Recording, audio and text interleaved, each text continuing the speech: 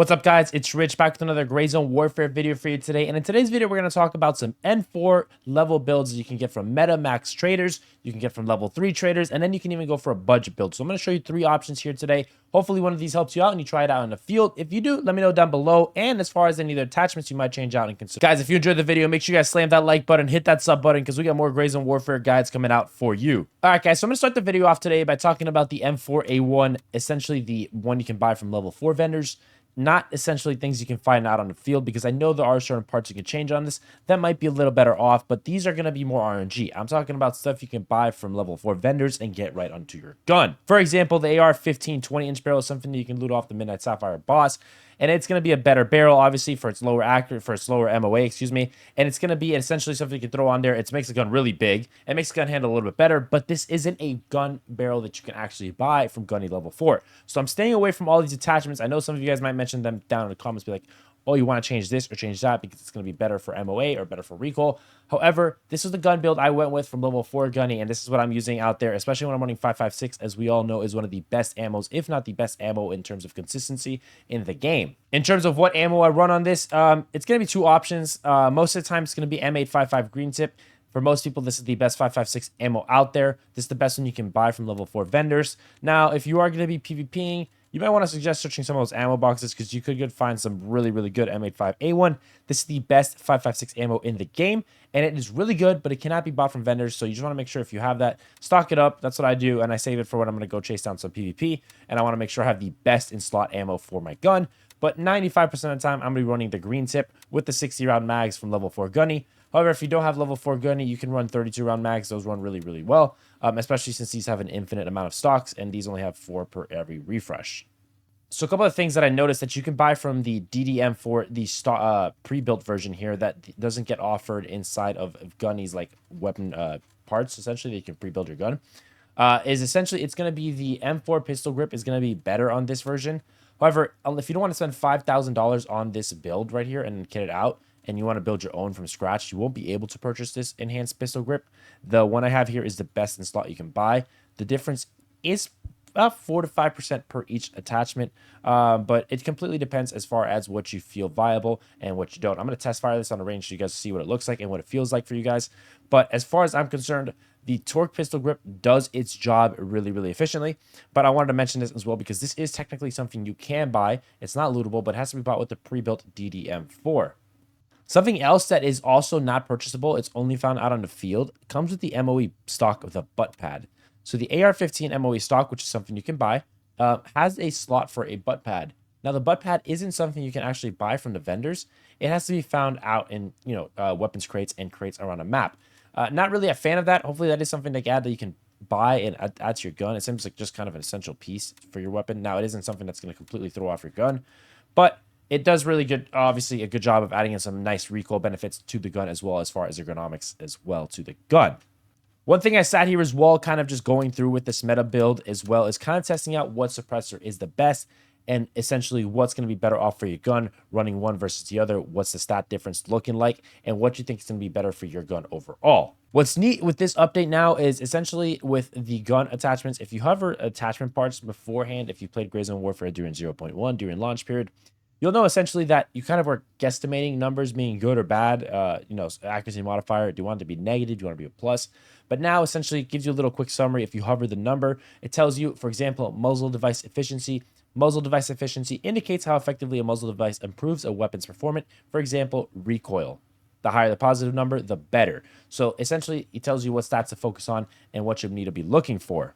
So the way I narrowed down all 3 of these suppressors here, each one has their own benefit to them, and then each of them obviously has their own downsides. Starting from the top, the Vulcan M1, which is the one on the right here, the muzzle device efficiency is going to be the highest on this one right here. So essentially what muzzle device efficiency is going to be weapon recoil, how it handles it. Essentially what it's referring to is the muzzle device, not necessarily the suppressor as much, but obviously the muzzle device, how it's going to handle the recoil of the bullets, and how it's going to make your gun obviously shoot up, sideways, downwards, whatever it is, any direction, how you know how recoil can be.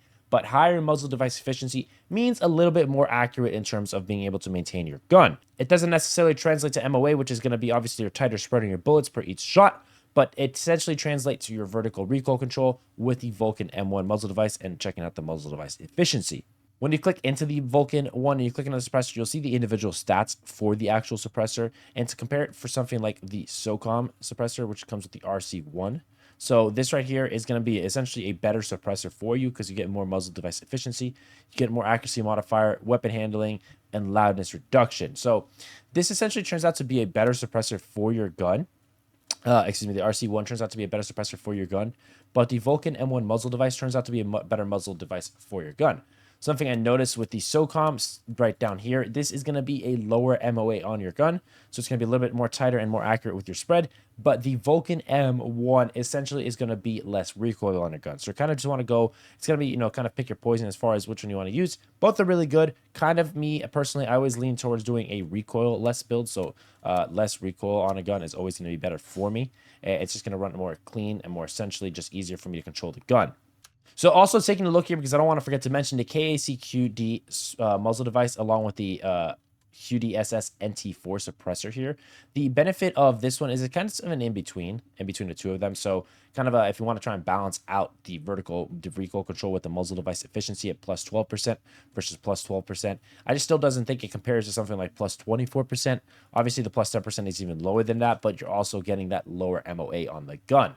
So it kind of just turns out the KAC-QD-SS suppressor just kind of falls in kind of a no man's land. I personally run the Vulcan M1 or the SF3P with the RC1 suppressor versus something like the KAC-QD. If you want to go for an in-between, you might as well just jump down to 2%, sacrifice that, and get a lower MOA on the gun. It's going to turn out to run a lot better for you and a lot cleaner for you. Also in here is something from Banshee level 4. I'm using 30mm low profile O-rings. These can be purchased from Banshee level 4 alongside with the Razor scope, which in my opinion, easily the best scope in the game. Now Gunny does sell as well the Spectre scope, which is a really good one as well. It offers 1 and then 4 times as well. That's the ACOG, excuse me. 1 and 4 times as well with the Spectre. So pretty good scope here as well that you can utilize if you don't like to use that LPVO Razor mount. Essentially, this is going to be a little bit cleaner maybe on the gun for some people, but personal preference, it's all scopes is really going to come down to. The last thing to talk about with this M4A1 meta build here that I'm running is going to be the foregrips. Again, kind of similar thing to the suppressors. These foregrips offer a little bit variability with each one. Each one's going to offer some better statistics in other categories than the other. For example, the DD foregrip, we'll start with it here. I'll pull the AFG as well up, and then I'll pull the UTG up here as well. So if you look at them, each one's going to have their own benefits to them. Starting with the DD vertical foregrip, it's going to have the highest recoil control. Again, I try and prioritize recoil because if I can keep my gun on target, I'm going to be able to hit my shots better. Even though I might lose statistics in another area, I kind of just rely on my aim at that point with the vertical recoil control. So vertical recoil control being plus 22, but I lose 5% ergonomics, and I lose weapon handling minus 7%. With this one, you kind of got a balance of the two. You get recoil control plus 11%, so half of what this one offers, but you get ergonomics buffs and weapon handlings buff. But if you enjoy prioritizing those two statistics a little bit more as well, instead of losing those from the DD foregrip, you get those a nice little balance with the ultra slim angled foregrip. The AFG2 is kind of a balance in between the two as well. And personally, for me, this is going to be one of the best foregrips as well in the game is between the DD and the AFG. I personally wouldn't really run the Ultra Sim. On USC, really want to focus on that ergonomic statistic buff.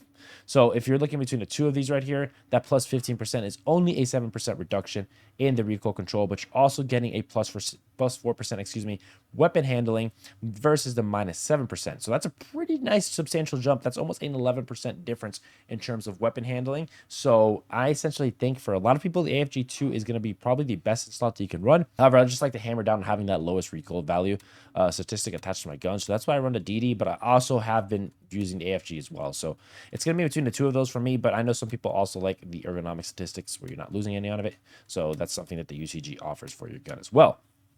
Again, we're using the 18-inch barrel on this M4A1. The statistics I'm getting for it right now, 1.42 MOA. Now, if I were to swap out the suppressor, for example, I can get that a little bit lower. I can get that down to 1.39.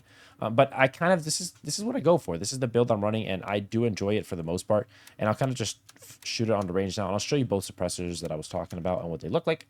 And then you can try this gun out as well for yourself if you want to attach any of the parts. If you guys have any questions or if you guys have any other attachments you use on this gun, make sure you let me know down in the comments. I'll obviously go through and try other things. Or if you guys have any other suggestions for me to try, I'll definitely take a look at those as well. As far as the laser goes, by the way, I'm not using anything special. It's just a PEC 15 laser I have on there. It costs about $982 if I'm not mistaken. I have the 60-round mags on here, like I said, with the M855, and that's what we're going to be testing here today on full auto. Alongside with the Razor scope, and I'll bring it out to one time to make it the easiest test for you guys.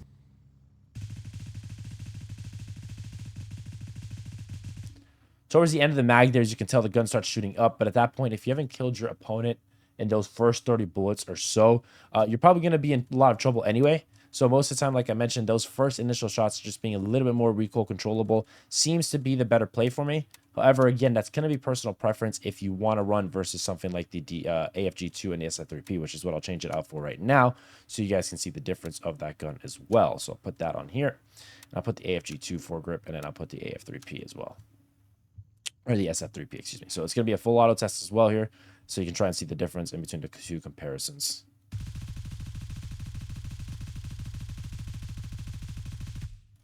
So for me, the difference, the main difference is the recoil pattern is being a little bit left and right with the with this setup versus something like the DD and then the Vulcan, which is my preferred setup on the gun. But the tighter maybe spread is something that you might be looking for, or the better ergonomics with the gun. Again, it's all personal preference when it comes down to that. I'm just trying to give you guys the opportunity, the offers, obviously, that you can change with each one of these gun builds to make sure it fits your needs. So that's essentially the level 4 variant that you can get for the M4A1 in terms of buying and attaching parts. Again, guys, that's all what I use when most of the time when I'm out there running in the field and I'm running 5.56. What I want to show you now as well is kind of a level 3 gunny build that you can get if you don't have max traders. I think a lot of people do have level 3 gunny, so at least they can offer that for them. I prioritize focusing level 4 gunny early on so I can get the best 5.56 stuff in the game. But I'll still show that for you guys so you guys can see some of the things that might be different versus the meta build here. So the main difference you're going to be noticing here essentially is going to start with the barrel difference. So the barrel length being 16 inches versus 18 inches. Something I didn't mention when talking about the meta version of the M4A1 is going to be the fact that if you're in close quarters combat, the gun is actually really big. So a lot of times you'll find yourself in a situation where you're trying to peek a corner or something like that, and the gun will actually get drawn down due to the fact that you're kind of just too close to cover and you can't bring your gun out. Which, if you're looking, I'm backing up from the wall here, and that I couldn't essentially bring my gun out until I got a lot closer. So hugging a wall isn't really viable with the 18-inch barrel as much as something it is with a shorter barrel.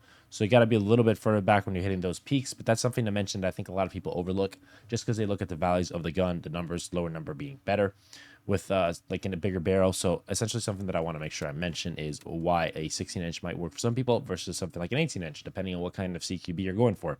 So taking a look at these with gunny level 3, the main difference on the things you'll be missing out is, again, the 18-inch barrel. You'll lose access to the O-ring sight and then the razor scope if you don't have Banshee level 4. You'll have access to the same pistol grip. You won't have access to the 60-round mags, so you'll have to use those 32-round mags that I mentioned earlier. I just have the tan one on there as well because it looks pretty clean. You'll have access to the same exact foregrips, so the same exact foregrip situation, so DD foregrip, AFG2, you'll have access to those as well.